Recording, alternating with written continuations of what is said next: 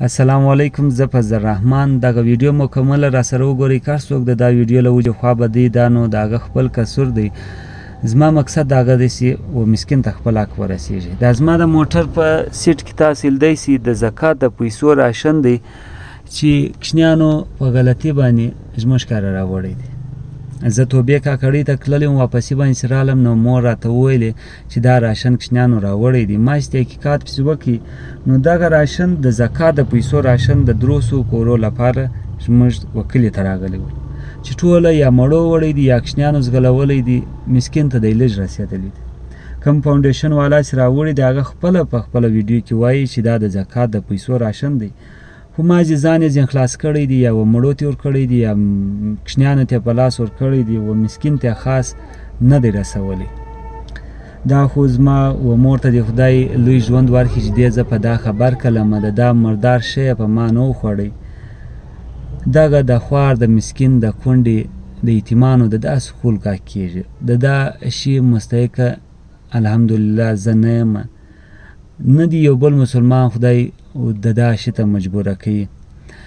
نن په کلي کې که هر مور کور کره دا د زکات د پیسو راشن کللی دی او دی دا مردار شی که وخوري، د دې ذمواره دوه خلک دي. یو هغه خلک دي چې خپل زکات د مال خیره وباسي او دی مازې ځان ځین خلاصي، بس مازې وته په لاس ورکړي، پوښتنه نه پسې کوي دا مستحقه ته ورسېدی نه ورسېدی. زکات خو هر یو باسي خو قبلیږي هغه ټیم چې و مستحقه ته ورسېږي.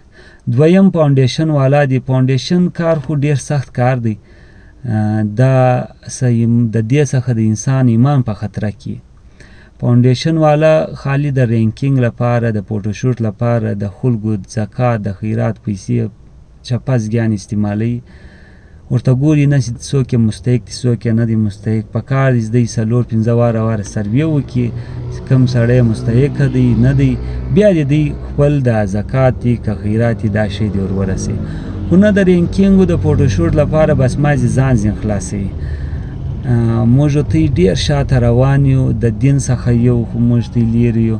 کوم خلک چې دین موږ ته راسیایي هغه اوس په سیاست کې لګیا دي. الله دې موږ ټول ته هدایت وکړي. ټوله مجلسونه سره ګډوډه دي، ټوله په چپه شله سره روان یو. دغه راشن اوس هغه کور ته وړم چې د چا حق کېږي، څوک د دې مستحقه یي. څنګه سو اپریشن کامیابه سو؟ خدای دې راول جوړ پخیر. څنګه اپریشن کامیابه سو؟ یاره کامیابه وسوله، خو مبارکي یې راکړله ډاکټر ولوه پر 15 تاریخه وسو. بس دا شکر دی. وارث ما ته ویلي کور ته مثال اپریشن خو وسلو راشن شی نسته، نو دا راشن مې سره راوړی، دا یم د زکات د دا شي راشن دی. زموږ په کلي کې دا چا راوړی یو فاونډیشن والا خو ګرځې مړو ته سره ورکړی نو کشنیانو زموږ ته هم راوړی سړی دا نو بس تا کېږي تاله بیا راوړی. خدای دې آباد کړه، الله دې آباد کړه، الله دې له کامه مبارک او انشاءالله پاک دې په جنو په دنیا ښایسته کړه. امین.